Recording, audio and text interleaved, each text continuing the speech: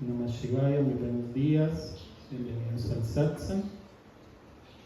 El día de hoy vamos a continuar y terminar el capítulo 3 de la Bhagavad Gita, que recordamos hace una semana. Hablábamos que es el yoga de la acción, o sea, el karma yoga, que es lo que nosotros estamos haciendo aquí y que es lo que debería hacer toda la humanidad, todo el mundo, ¿cierto? Porque si comprendemos que nuestras acciones tienen un impacto en nosotros, en la sociedad y en el planeta, y que todos dependemos de todos, entonces nuestras acciones estarían más encaminadas al beneficio común que al beneficio personal. Y ese es como el modo de actuar dármico, o el modo de actuar correcto de acuerdo al orden cósmico o al orden de la naturaleza. Si ustedes observan la naturaleza, todos los elementos que la integran están haciendo karma yoga. El sol nos da calor a todos. Los árboles están ahí sosteniendo el bosque, sosteniendo los animales, nos brindan oxígeno, frutos. Los pájaros se encargan también de regar las semillas de los árboles. El río está fluyendo, nos está dando de beber a nosotros, a los animales. Toda la naturaleza está haciendo karma yoga. Y como nosotros somos parte de la naturaleza, quizá también deberíamos hacerlo. Y cuando digo quizá, es que es lo único que deberíamos hacer.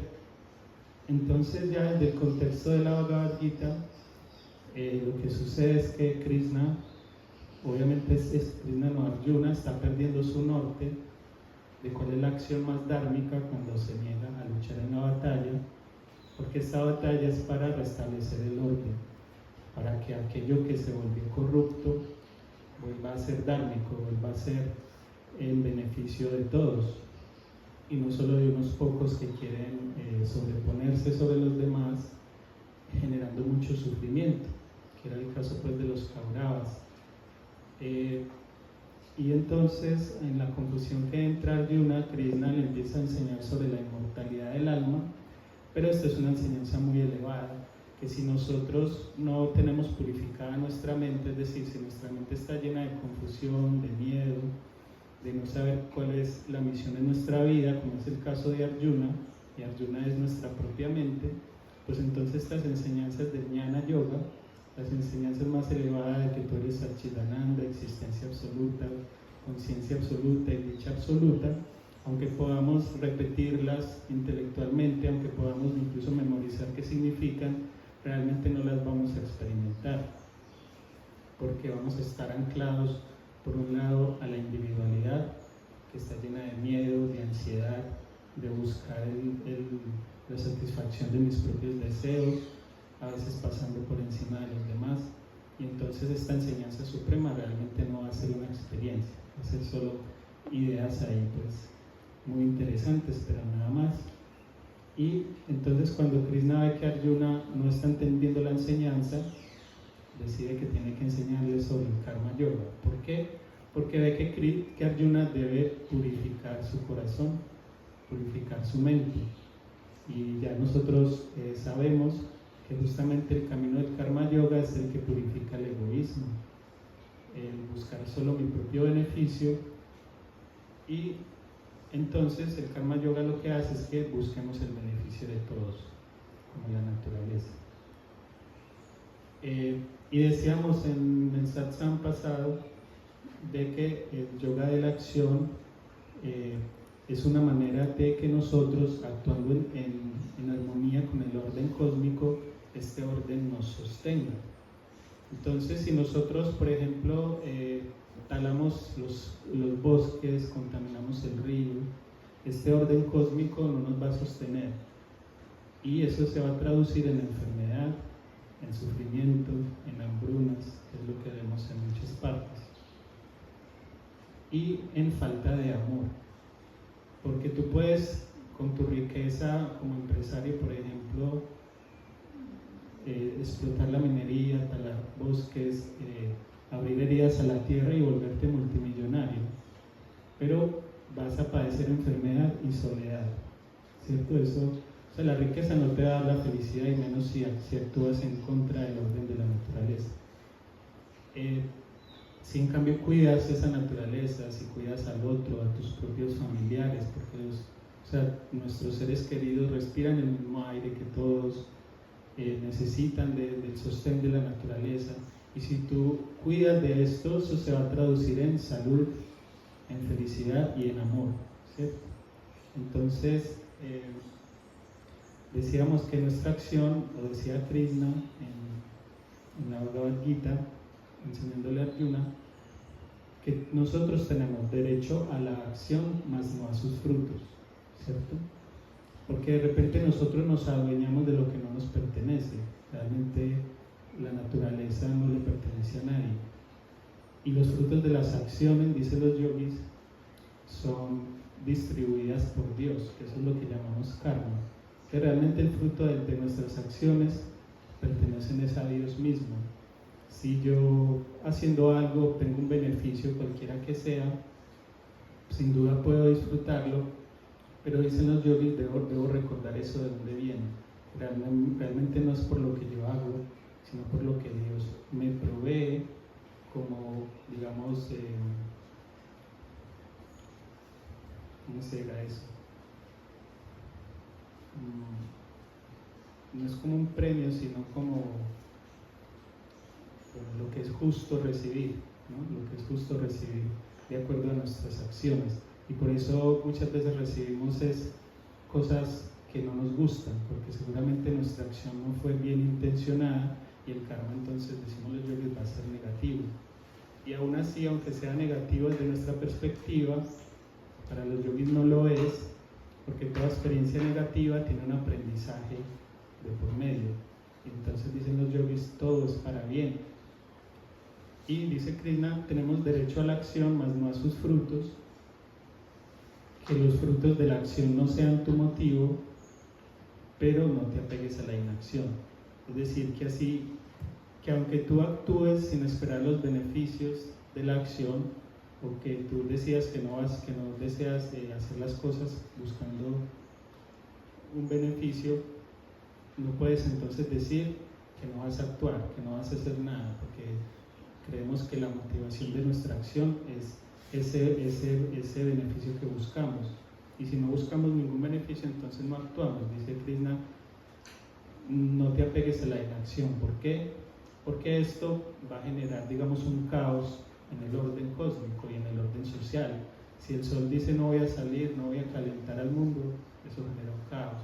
Si el río dice no voy a fluir, se estanca, eso genera un caos. Y lo mismo tú eres naturaleza, ¿no? Tú eres universo, tú eres Dios mismo. Y si decides no voy a actuar, es decir, no voy a participar en el orden para el beneficio de todos, eso va a generar un caos. Y lo mismo si decides actuar negativamente, eso también va a generar un caos. Entonces, cuando Krishna nos enseña esto, sobre todo es pensando en que debemos cumplir nuestro deber, debemos cumplir con nuestro trabajo, respetando el orden de la naturaleza, pero ofrecer esto por el beneficio de todos. Ofrecer lo que hacemos a Dios, ¿no? Para honrar, digamos, la vida, el regalo que hemos recibido de estar aquí, contemplando pues, este milagro de la existencia, pero también por el beneficio pues, de todos, y especialmente para que quienes están sufriendo de sufrir, y así mismo nosotros. Y bueno, también entre otras cosas explicábamos de que estas acciones alimentan a los dioses,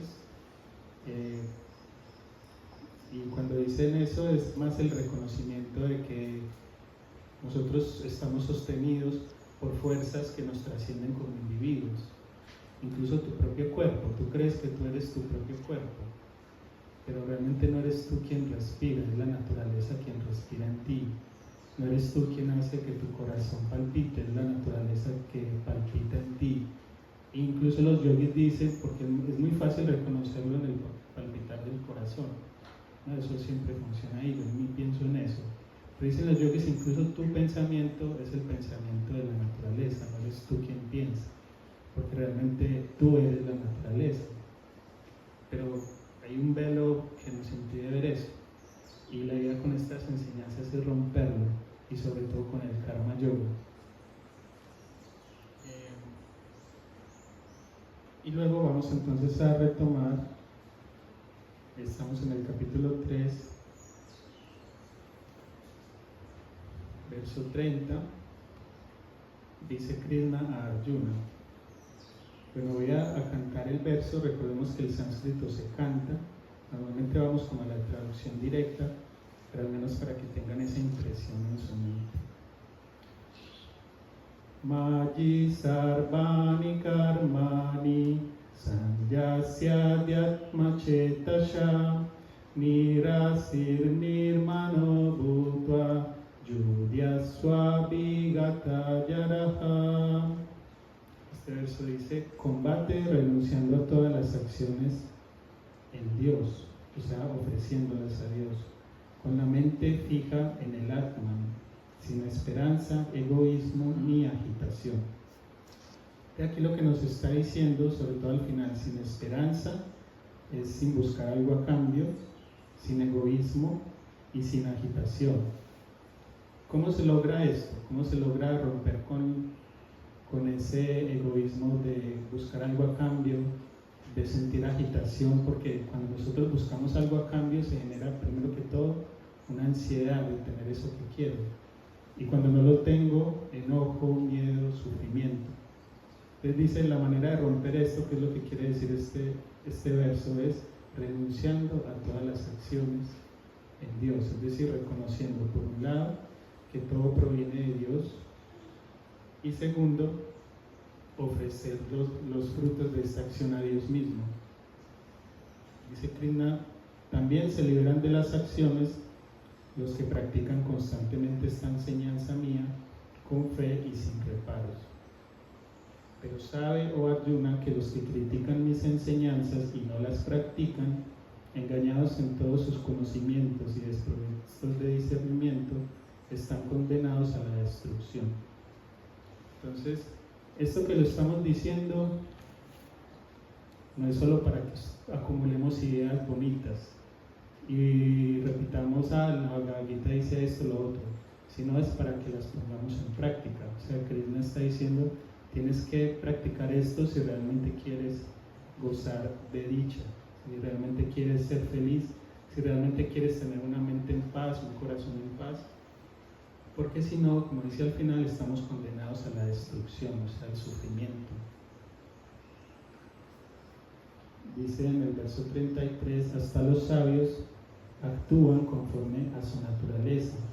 Los seres obedecen a su naturaleza, que puede conseguir el control. Y aquí nos está diciendo, los sabios actúan conforme a la naturaleza. Es decir, ellos saben que es Dios quien actúa a través de nosotros, que no son ellos los que hacen nada.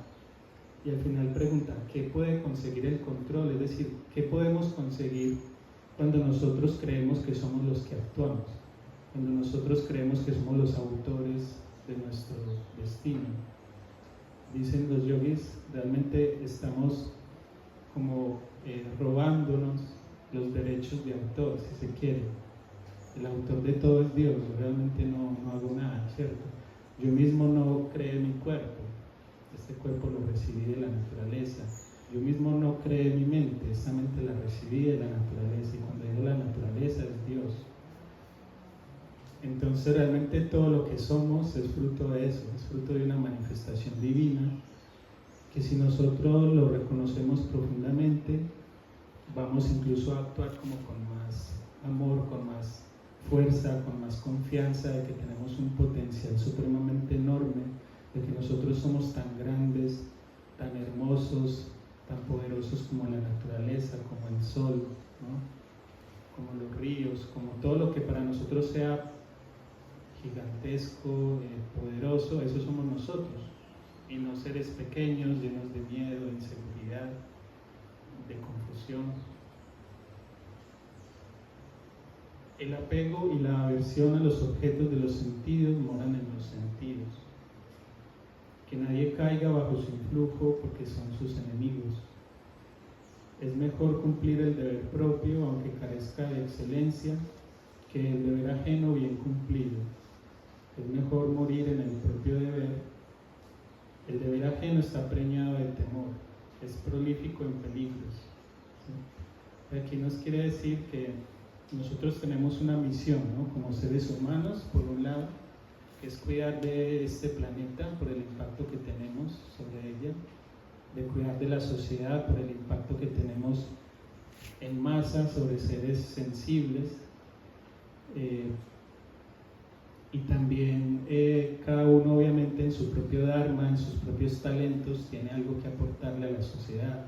Entonces dice, es mejor cumplir el deber propio, es mejor que yo cumpla con mi misión y no con la misión que otros tienen, porque al final mis talentos son muy propios, ¿no? No son, yo no puedo pretender imitar lo que no tengo o imitar al otro porque veo que es más play que lo que yo busco, sino que si cada uno cumple su rol, si el sol calienta, si el río fluye y no el río pretende ser el sol, etc., ese orden va a garantizar la armonía, ¿no?, de todos. Pero si buscamos cumplir lo que no somos, finalmente vamos a terminar en un conflicto interno y generando un caos también en el orden.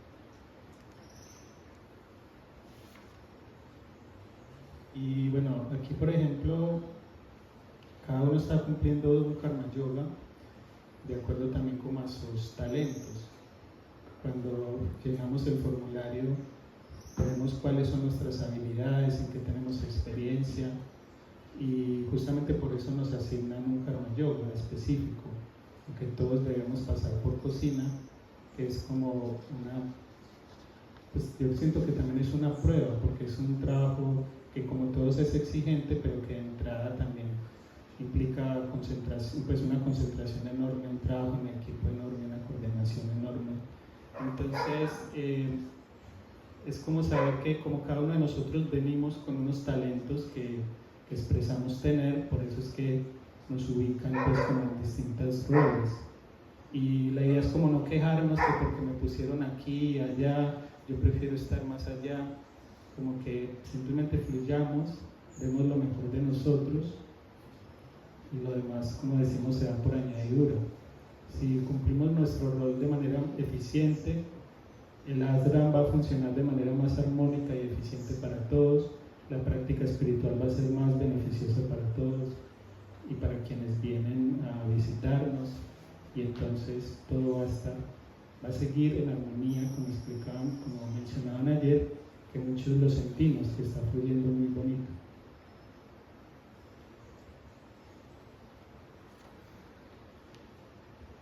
Le pregunta Arjuna a Krishna: oh Krishna, ¿por qué comete pecados el hombre contra su propia voluntad, como obligado por una fuerza?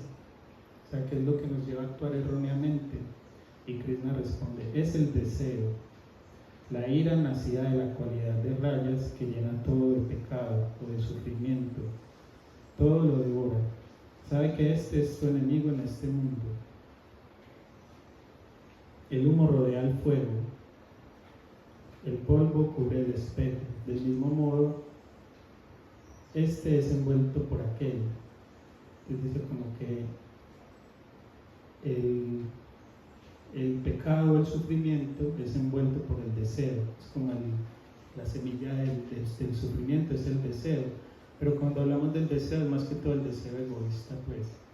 Porque igual dentro del yoga se habla de lo que son las cuatro metas de la vida, donde está Artha, Kama, Dharma, Moksha, y esos son deseos, ¿no? El deseo de tener estabilidad económica, de garantizar el sustento de mi familia, el deseo de disfrutar la vida, de tener placeres legítimos, el deseo de cumplir con mi misión, con mi dharma, y el deseo de liberarme pues, del sufrimiento, del moksha, que es el deseo sádvico. Recordemos las tres gunas. Pueden haber deseos tamásicos de hacer daño a la sociedad, pueden haber deseos rayásicos de, aunque posiblemente mi intención no es dañar, por el afán de conseguir mis propósitos, no estoy consciente del impacto que esto tiene en la naturaleza, en la sociedad, e indirectamente estoy haciendo daño, ¿no? Y los deseos sádvicos son aquellos que sí buscan pues la armonía mía y de los demás. Se dice que los sentidos, la mente y el intelecto son el asiento del deseo. Los utiliza para engañar al encarnado o a nuestra alma velando su sabiduría.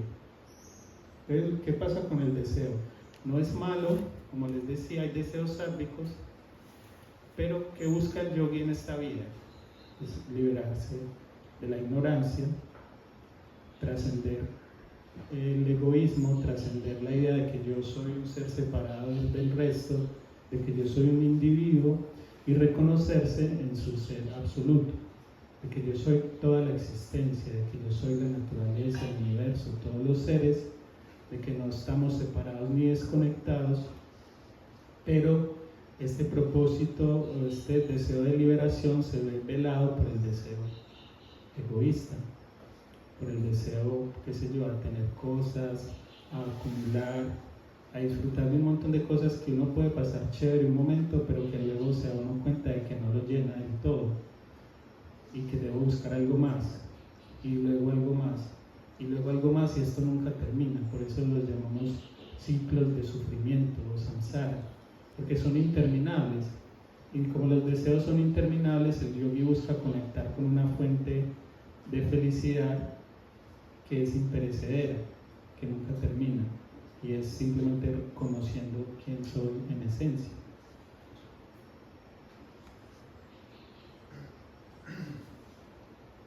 Entonces dice Krishna, por lo tanto, controla primero los sentidos y mata el deseo, que destruye el conocimiento y la comprensión.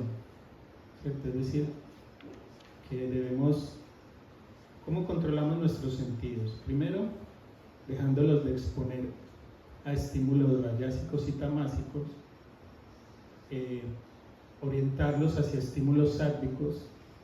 Por eso ustedes pueden ver que en el ashram todo es muy sádvico, y por eso es importante incluso el saucha, o sea, buscamos que todo esté de una manera sádvica para que nuestros sentidos se estimulen de forma sádvica con la naturaleza, con los templos, con los altares, que todo lo que con el orden en nuestro cuarto, o sea, que todo esté de una manera sádvica, porque así va a estar nuestra mente.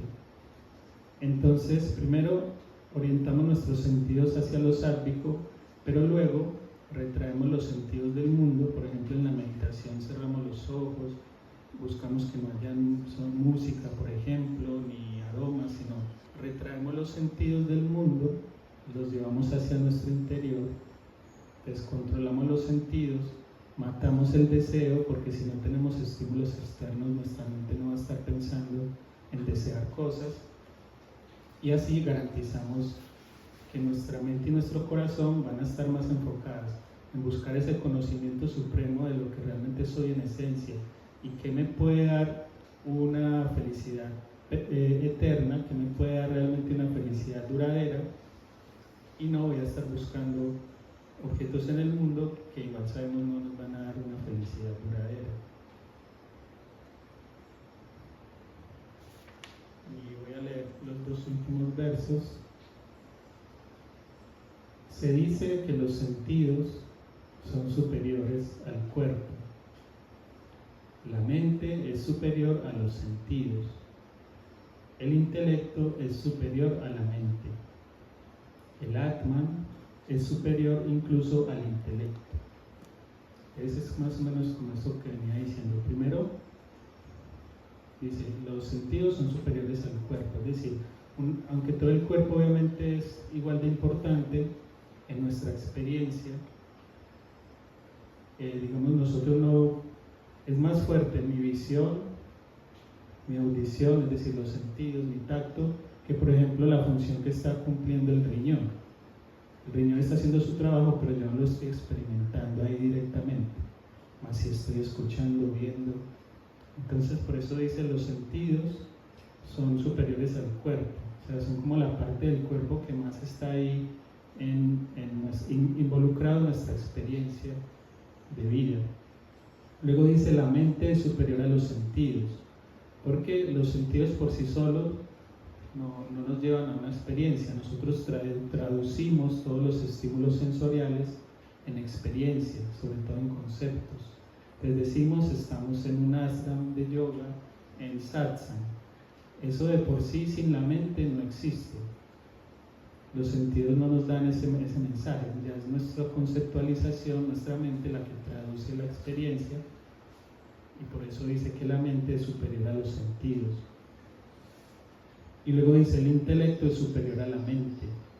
Y el intelecto sabemos que es del aspecto que nos ayuda a discriminar entre lo correcto, lo incorrecto, lo bueno, lo malo. Entonces, si bien nuestra mente hace una primera traducción, estamos en satsang, en el ashram, luego viene el intelecto y dice, ¿quiero ir a satsang o no quiero ir a satsang? ¿Qué es lo bueno? ¿Qué no es lo bueno para mí?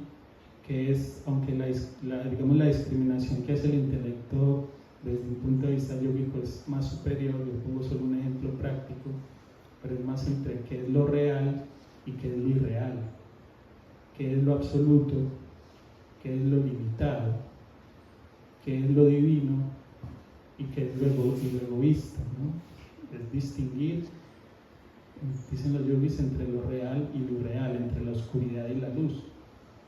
Entonces, como el intelecto tiene esa capacidad, digamos, de ya coger y analizar en nuestra mente eso, cuál es nuestra visión de lo real y de lo irreal, el intelecto es superior a la mente. Y finalmente dice, el Atman es superior al intelecto. Porque aún así, cuando el intelecto está haciendo su distinción o su discriminación, aún está en una experiencia de dualidad entre lo uno y lo otro. Ya en el Atman esa dualidad no existe. En el Atman solo hay una conciencia sin nombre, sin forma, que trasciende todo. Y por eso dice Krishna, el Atman es superior al intelecto. Y cuando decimos Atman, a mí me gusta decir, es el alma. Porque a veces estas palabras suenan un poco extrañas, aunque Atman y alma son parecidas, a veces creemos que nos están hablando de algo que yo no conozco, pero realmente tú ya lo conoces y es tu alma. Y la palabra alma es algo con lo que estamos nosotros más familiarizados, ¿no? Entonces es muy bueno como que sepan que estamos hablando de eso, que es de tu alma, que es tu esencia divina, que no puede ser limitada ni por el cuerpo, ni por la mente, ni por la edad, ni por el género, ni por ningún tipo de experiencia, sino que esta es eterna, es ilimitada, y eso es lo que significa es absoluto. Y el último verso dice, lo voy a cantar, dice Krishna, Evam Buddha Param, Evam Buddha Param, Buddha Samstavyatmanam Atma, Jaisatrum Mahabahoka, Arupa Dusharadamam. Así pues, oh Arjuna, el de brazos poderosos, conoce al que es superior al intelecto, es decir, conoce al Atman, controla al ego con el Atman y mata al enemigo bajo la forma del deseo, tan difícil de vencer. Él está diciendo a Arjuna, por un lado, conoce al que es superior al intelecto, es decir, conoce el Atman, conoce tu alma. Si tú quieres saber quién eres en esencia, pregúntate acerca del alma. Indaga sobre el alma, qué es el alma. No indagues sobre, cuando te preguntes quién soy yo, no indagues tu biografía. Tu biografía para los yogis es una historia como la historia de un personaje de una obra de teatro, de una novela.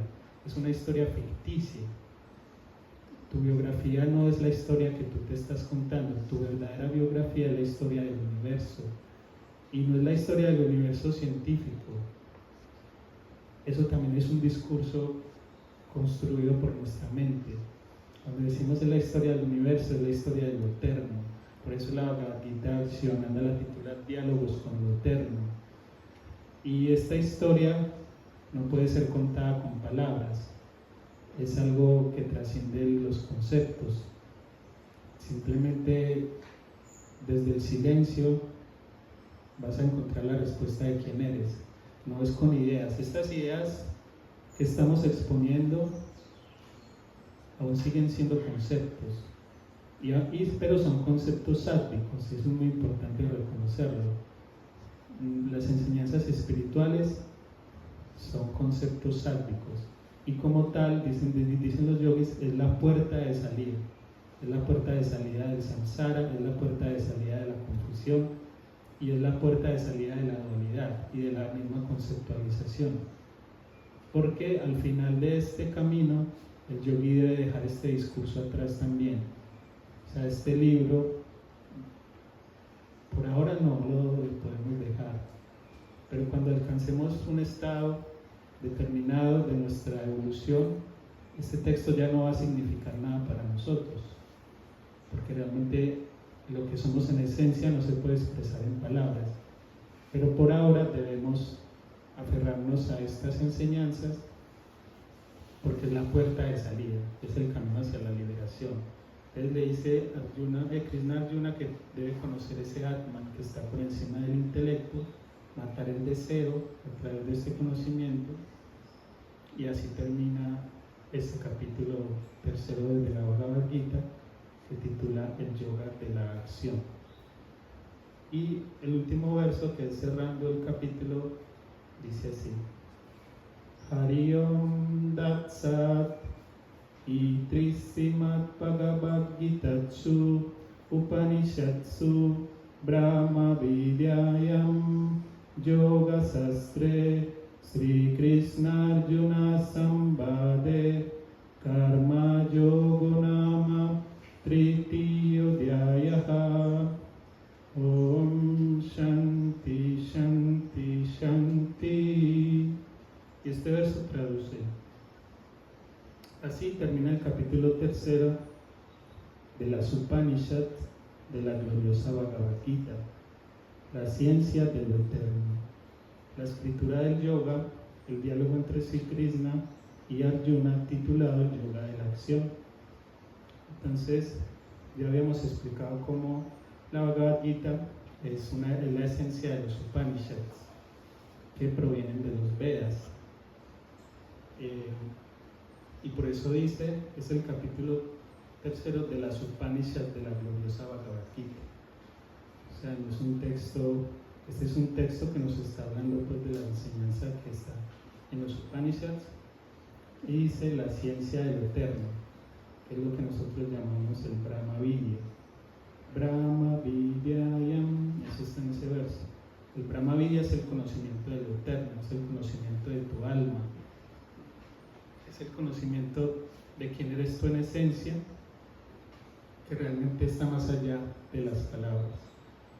Entonces, cuando dice que este texto es el conocimiento del eterno, realmente nos está diciendo que este texto nos va a llevar a un momento en el que vamos a poder dar ese paso para conocer lo eterno, porque una vez tú conoces lo eterno, no necesitas este texto, ya no hay palabras para expresarlo. Y bueno, ya la otra semana empezaremos el capítulo 4. Voy a leer solo el primer verso del capítulo 4, porque es tradición que así se haga, que cuando yo termino un capítulo leo el primer verso del siguiente, y cuando termino toda la Bhagavad Gita leo el primer verso de toda la Gita, porque es como una invitación a que continuaremos, ¿cierto? A que realmente nada terminó. El capítulo 4 titula El Yoga de la Sabiduría, y el primer verso dice: Sri Bhagavan Uvasha Imam Vivasvate Yogam Proktavanaham Avyayam Vivasvanmanabe Praha Manuriksvakabe Bravit. El Señor bendito, o sea Krishna, dijo: le enseñé este yoga imperecedero a Visvan. Él se lo comunicó a Manu, Manu se lo transmitió a Ixbaku. Dice, le enseñaste yoga imprecedero a Bisban. Bisban es lo absoluto. O sea, este conocimiento viene de lo absoluto. Pero cuando dice se lo enseñé, es como digamos, de la divinidad absoluta. Ya habíamos dicho que provino la creación, ¿cierto? Y también explicamos cómo de Vishnu surgió Brahma y de Brahma Shiva. Es como o sea, si nosotros, digamos que en los últimos satsang hemos hablado de tantas cosas, por ejemplo hubo uno sobre las deidades, en realidad todo esto está conectado. O sea, si uno comprende, no es que el tema de las deidades fue un tema, luego este es otro, todo eso está conectado. Entonces, por ejemplo, cuando dice le enseñaste yoga imprecedero a Bisban, es que realmente de lo absoluto este conocimiento provino y se manifestó a través del creador, de Brahma, por ejemplo. De Brahma a Shiva y de Shiva vino a la humanidad. Y hoy llega a nosotros. Luego dice, él se lo comunicó a Manu. Manu es considerado como el primer humano, el primer sabio o el primer humano. Y de allí al resto pues, de la humanidad. Entonces vamos a cerrar. Cerrando nuestros ojos, sintiendo que queda de esta enseñanza y sobre todo pidiendo a Dios que nos permita que esta enseñanza se interiorice en nuestro corazón y podamos llevarla a la práctica.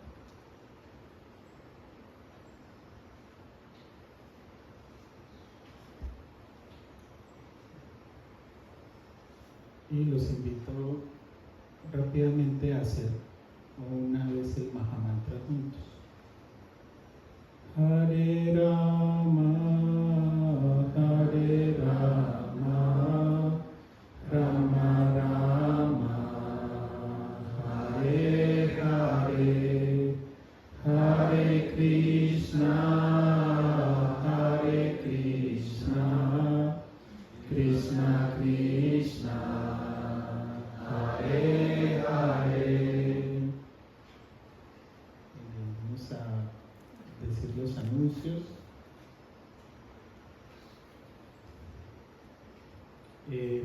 Para el próximo 26 de septiembre tenemos un retiro de yoga, canto y danza.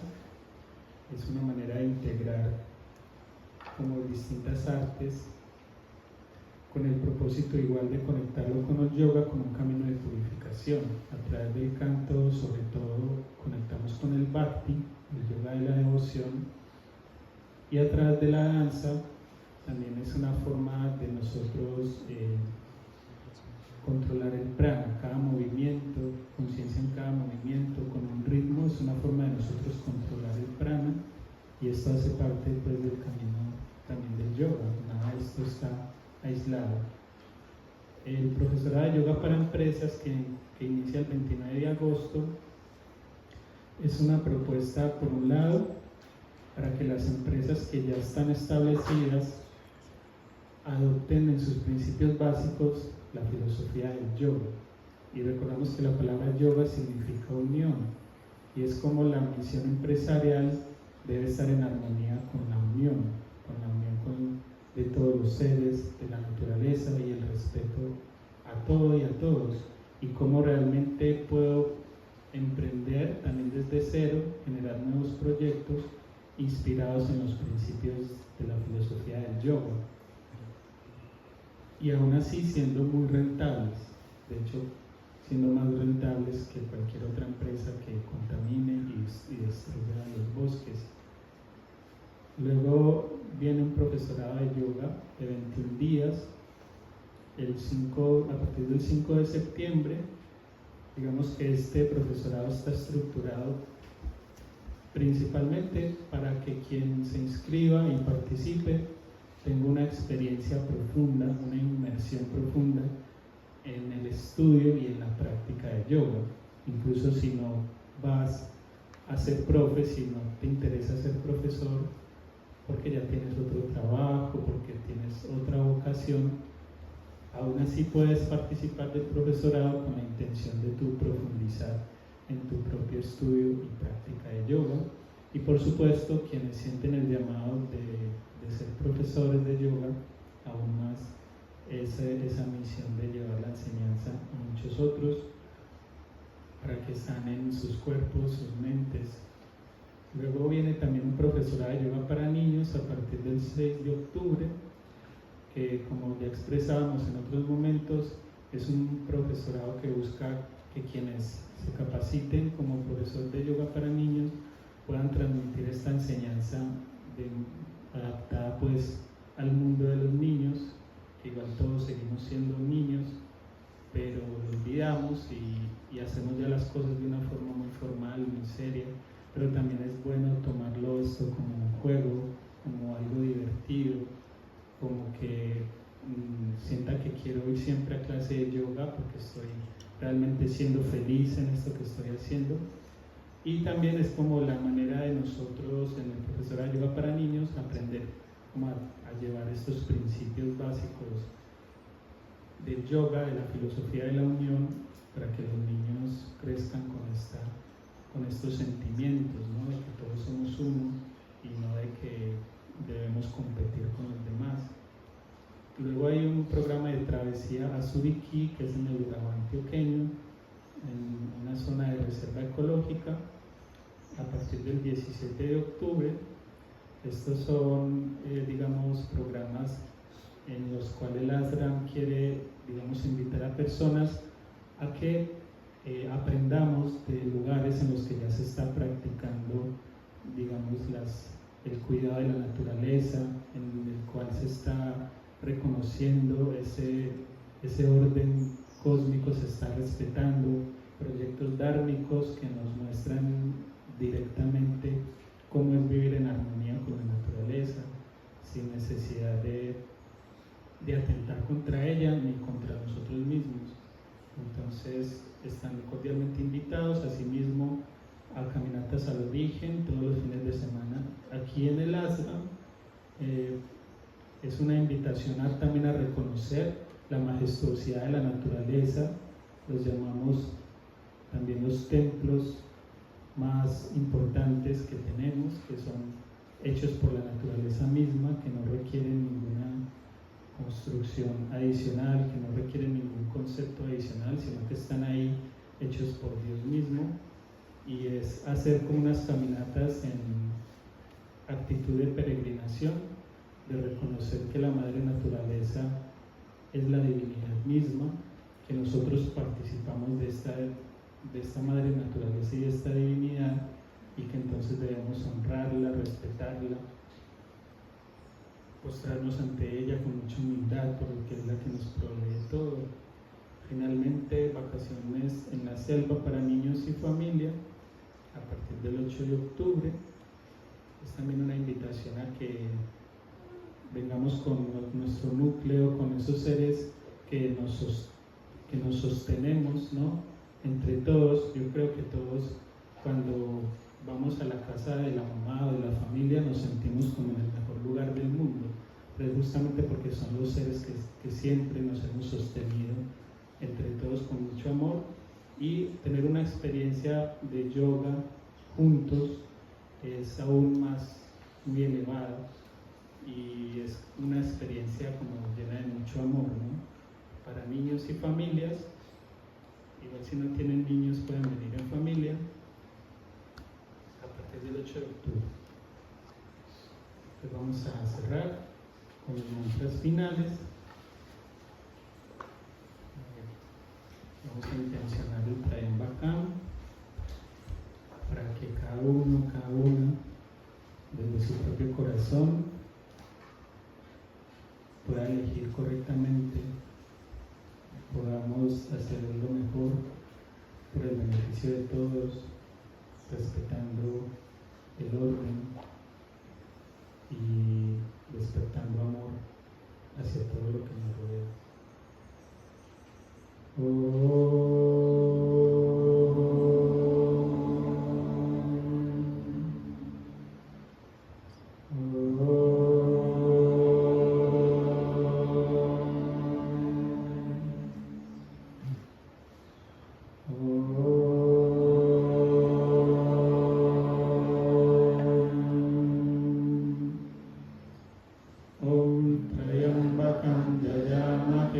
Sugandhim Pushtivardhanam Urvarukamiva Vandanam Vidyormukshiramamrita Om Trayambakam Jajamake Sugandhim Pushtivardhanam Urvarukamiva Vandanam Vidyormukshiramamrita Om Trayambakam Jajamake Sugandhim Pushtivardhanam Urvarukamiva Vandanam Vidyormukshiramamrita Om Shanti Shanti Shanti Om Bas Bas Bas. Bolo Sadguru Swami Shivananda Maharaj Ki Jai. Bolo Sri Guru Vishnu Devananda Maharaj Ki Jai. Om Namah Shivaya. Hari Om Tat Sat. Arati.